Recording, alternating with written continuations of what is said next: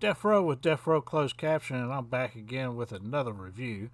And this time we're going to be doing something a little bit more obscure with The Amusement Park by George A. Romero. Before I get started on this review, remember to like, subscribe, and share, and hit that notification bell if you want to see more of my stuff than when I post it. Let's get started on this review of The Amusement Park,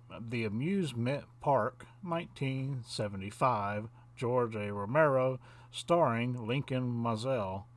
Now as you can see in this show, he starts off as the one. Let me go back a little bit. He starts off as the one narrating this, entire tale of this older gentleman and what he has to go through, and what older people in general, elderly, have to go through in life on a daily basis, depending on their level of income, their ability to stay in shape, their ability to get, good food, clean housing, and all this other stuff. And he's talking about societal problems with the elderly population. And he goes on to basically say at the very end, you can't deny these are problems because you too will get old. And so the way Romero films this entire thing, it makes it out to be like a horror thriller, when in fact he was just trying to make a public video for people to donate to different places that are taking care of the elderly and that kind of stuff, and trying to get people more aware of what the elderly go through. It was never meant to be what it turns into in this show, but like everything else Romero does, it somehow gets turned into something like that because he puts a lot of thought and effort into something, and it becomes something completely different. And this was shot, I want to say, in 1973, which is about the same year that the movie The Crazies was shot. So that might explain some of the reason the way this movie looks the way it does and it plays out the way it does. And it starts off in this little white room, and he's beaten down, drug around dude. He's, it's like, don't go out that door, don't go out that door. And like a little chipper version of himself. It's like, how come you don't want to go out there? Everything's honky dory. Let's go out there and have fun, and all this stuff. And so he enters through the white door to go out to the amusement park. And as the day plays on, you have this guy taking all these old people for their money, basically just taking their stuff for dollars. I mean, stuff. This old man right here. He's like showing the guy this silver watch, and the old man's the guy with the hat on right here is saying, "Yeah, I'll give you $5 for it. Give you $5." Well, it's worth more than that. $15 at least. There's a lot of silver there. So of course, that's one of those things that they talk about, how people taking advantage of the older generation or the elderly like that by basically just stealing their stuff away from on pennies on the dollar here. And that's kind of what's going on here. And in this case, they're just giving their stuff away in order to get into the amusement park. So let's move on here. Let's see. And of course, he gets confused, turned around. He gets on a roller coaster. Coming around here. It's like, I don't really understand the whole roller coaster part of it. It really didn't come out to anything. And he finally gets off the roller coaster and he gets on this different ride, which is like a train, which is an odd thing. Because during the train ride, he, sits in front of. All right, hold on, let's go back a little bit here.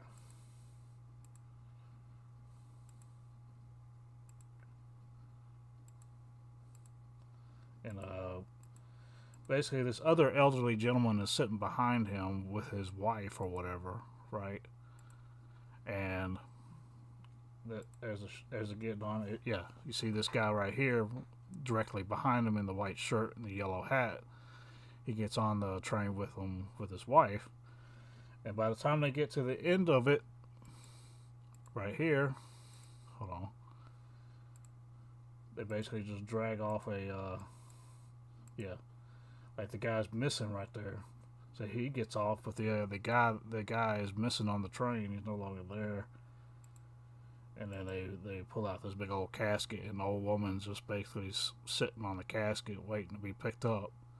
Like within, it's such a strange, strange thing. I mean, it's within a short ride from a short train ride, and the old man's dead. I mean, that's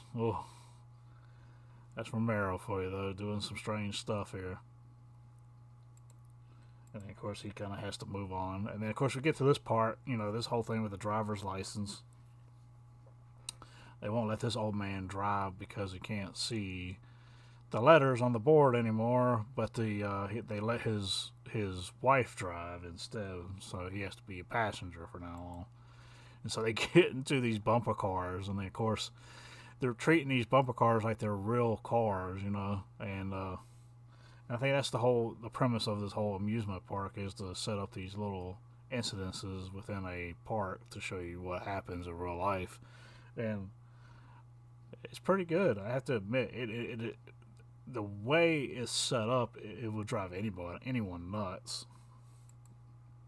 And of course, she bumps into another person from the rear, and of course she's blamed, but she's saying like, "Hey, you use your left hand to make a right, a right hand signal that you're gonna take a right. Why you don't know your left from your right, and that's why I hit you in the rear because you're supposed to go a different direction or whatever, and all this other stuff." And of course, he steps in and says, "Well, I saw the whole thing," and then the police officer's like, "Well, let me look at your license." Well, he's right here. It says here you should be wearing glasses when you're driving. And so they just throw his whole testimony out pretty much because he wasn't wearing his glasses. Crazy stuff. Anyway, let's keep going. You can see he put his glasses on there. And they get to this little area here where everybody, is supposedly trying to eat at a restaurant, and they have this rich man sitting there while everybody else is sitting, waiting their turn to get scraps, basically. And he's like waiting behind them to be serviced, while the service is actually just waiting on this one rich dude, while they ignore everybody else. Of course, you keep going. And they even go so far as to move the table a certain way so the rich guy doesn't have to look at all the poor old folks sitting over there waiting to be served. Oh, man, I'll tell you, this movie is so creepy. And then he goes basically like he's going to the grocery store right here, right? And he pays for his groceries and everything. And he has like 3 bags of groceries, but he can't get anybody to stop and help him carry his groceries. And so he just basically ends up with a box of crackers and peanut butter, and he goes sits at a bench and eats his peanut butter and crackers. And basically he invites the kids over to have some peanut butter and crackers with him and all this stuff. And this younger dude tells him you better go off somewhere. You don't need to be messing with the little kids. So he goes off somewhere, and he finds this little place that's supposed to be like a place for all the elderly to go to have fun. And it ends up being like this little exercise place, and this was the creepiest part to me. Oh my god. It's like it's like any physical therapy room that you've ever been in, where a bunch of old people are around trying to get some exercise in and keep their muscles from deteriorating and all this stuff, or recover from a surgery, whatever else. And that's basically what this whole room is right here. He walks into it, he's like, I need to get out of here, and he ends up breaking his glasses on the way out, and he's trying to get away, and he's disoriented and everything. And you see the couple from before that were no license required. The ones that had the wreck in the bumper cars earlier, that couple, now they're seen on horseback right here because there's no license required for a horse. So crazy stuff. And then this whole thing here with this young couple goes in they want to see the future through crystal ball or whatever, or this gypsy. And this whole thing plays out real weird too, because she predicts like their future. Basically, they get old, and they can't get their doctor to come see the old man or something, and he's basically the old man, and she's the one, running down there to the payphone to call the doctor every so often, and he don't want to take it. He's the old man in this picture, that young boy is, and he doesn't want to take his medicine. He's falling ill, and she plays this is supposed to be the younger woman as an old woman, and this is what the gypsy is showing her in the crystal ball, and she's like trying to save her husband basically, but trying to get the doctor to come, but they can't get the doctor to come because they live in the poor side of town. They're poor. They live in this apartment that's run down, the whole 9 yards, and the doctor doesn't really pay them much attention because he's not going to make any money from them. So why does he want to go see them? So she's constantly going to the payphone to call the doctor, and the doctor doesn't answer, like right here. Well, he answers, but then like ignores her, and then goes on to do stuff with his rich clients. They're right there in the office with him, as you can see. Then finally, he's sitting out there. He was wanting to see the gypsy too, but he decided to go outside and wait on the young couple to finish up.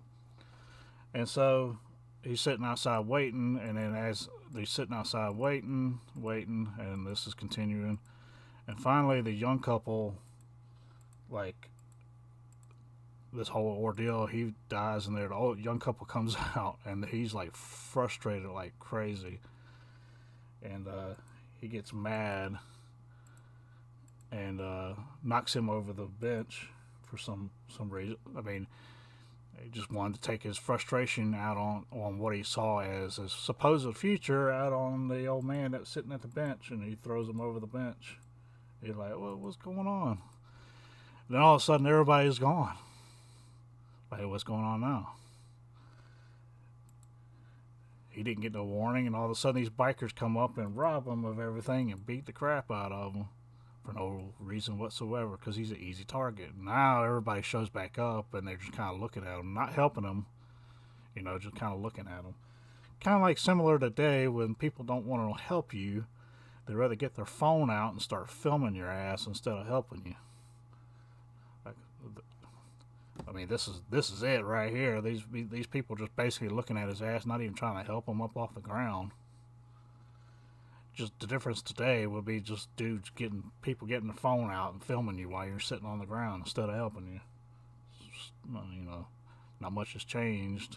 Well, the more things change, the more they stay the same. So yeah, so he gets back up and he goes buy more tickets because he has to get a bandage on his head. So he gets a bandage on his head. He wants to see a doctor. He's like, I need to see a doctor, but all they do is just put a Band-Aid on him. Sound familiar? Well, a lot like today's pharmaceutical company. They don't want to cure you. They just want to put a Band-Aid on you and keep you coming back for more Band-Aids. So we continue on, and they're over here talking about this crowd of older people around this guy who's trying to sell them like something similar to like a reverse mortgage. It was like, well, we'll inspect your house and everything and sell your house, and you can move into this retirement complex and not have to worry about anything for the rest of your life and all this other stuff. So, well, and then, of course, this one dude in the crowd is basically going around stealing stuff from people while that guy keeps them occupied by talking to them.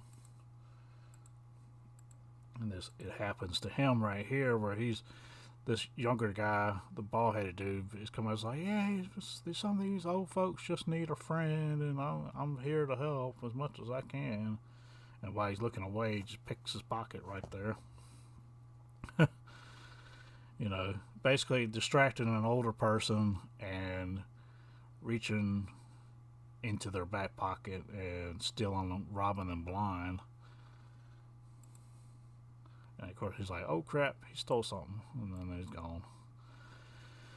Yeah, then they go on further. Like, this movie's only, it's not a movie really. It's only 50 minutes long. about 55 minutes if you add the commentary at the beginning and end. Then they have like a beauty pageant show where they're showing like some old people and all the people getting upset about that. Like, I don't want to see this and all this stuff. And so he walks out of there, and everybody thinks he's being rude or whatever. So they start to chase him, and so he's like hiding behind that building there. So there you go. So then he thinks he can go to the church, find some peace there, maybe talk to the preacher or whatever. And then he gets there, and they put a closed sign on there, so he can't even go inside. It's a sanctuary. Oh man, so much symbolism and stuff in this. It's insane. And then of course he gets towards the end here. He finds this girl reading a book, and she's very nice to him and everything. He goes down there and decides to sit with her. And he's like, "Do you want me to read this book to you?" And this nice music is playing behind it and everything. And he picks up the book, starts reading it to her. She offers him a piece of chicken and everything because he hasn't eaten all day. He couldn't carry his groceries back home. He only had crackers and peanut butter earlier, just a little bit. And so he was starving, and he sees an opportunity to have a conversation with a younger person and read her book and stuff. And so he thinks that's finally I get to do something today worth my time. And so he starts to read it to her and everything. But as he's reading it to her, the mama is packing up everything from the picnic and just leaving. Like, she's like, whatever. And the girl is she shows interest at first and is very nice to him and everything, but she's slowly losing interest as he's reading the story because the mama's packing up and leaving. And then she's like, the mama's not even really paying much attention. She just knows she's putting the stuff up and she's ready to go. She don't really care about what the old man's doing. So he's reading the book, and finally the mama takes the book away from him because they're leaving. They're like, well, why you keep reading this book? So he finally loses it, starts busting out crying. He's like, oh, of all the things, I almost did something worthwhile today, and then I wasn't able to. And so he just heads back with his, tail tucked between his legs, his head down, the whole 9 yards. And the day has pretty much burned him out. And it starts all over again with his chipper self talking to his damaged self, like saying, like, hey, don't you want to go out today? Maybe today will be different. Always that sentiment or whatever. And he's like, no, nothing's good out there. I just want to stay here. Just stay here. And then, of course, it comes back to him with a commentary about all this thing. And he thanks all the people that helped film the movie, who the volunteers. There were no actors except for him. He's the only actor. The rest of the people in this movie were volunteers for the movie. So that was the cool thing about this. And basically the premise of this whole thing is he wanders around an amusement park for 50 minutes, but there's so many different things that happen to him in the amusement park, and they're relating it to actual things that happen in real life to elderly people who are, don't have a lot of money, don't have a lot of family, live alone, or just they just want to have a life. They want to have a continuous life and have it where they are in somewhat constant contact with somebody. Just be something. You know what I mean? And I can see how this could be a horror type movie, because anybody that watches this film is like, man, that's gonna suck if my future's just like that. And anybody watching this film has known an older person like this, that these type of things have happened to. So yeah, Romero hit on a lot of good stuff in this movie. I mean it's on the raw nerve completely. and I kind of like this. Is kind of why I like it. So, it's a thing. This film was lost for years. Like I said, it was shot in 1973. It was released in 1975, but it never went to any type of theater or anything because it was just made to be uh, like a public, awareness thing. And it was screened at several festivals, but it was never released otherwise, and it went largely unseen other than those festivals. And it wasn't until 2017 that a print was rediscovered, and it was sent to Romero, but it was sent to Romero only 3 weeks before his passing. So he was never able to see it all the way through and release it himself, which is kind of a shame. I wish he was able to see what this has become. It, I thought it was great the way it was filmed. It reminds me a lot the way the texture of the film and everything, the way it's done. It reminds me of the Crazies very much, and it makes sense because the Crazies came out in '73 and this was shot in '73, so that makes a little bit of sense. And then since then, the company, y'all seen the channel Shudder. They released a DVD and a Blu-ray copy of it in 2021, and they released it finally. And I have a copy myself. And if you are a George Romero fan like I am, this is definitely a must-own movie, especially from the '70s during the time of the Crazies, and you also had Dawn of the Dead from 1978. This is a great one to go with those two. So thoroughly enjoyed it. Definitely give it a watch if you can find it. Buy it if you're a Romero fan for sure. This is definitely a good one to add to the collection. And that's all I got for you guys.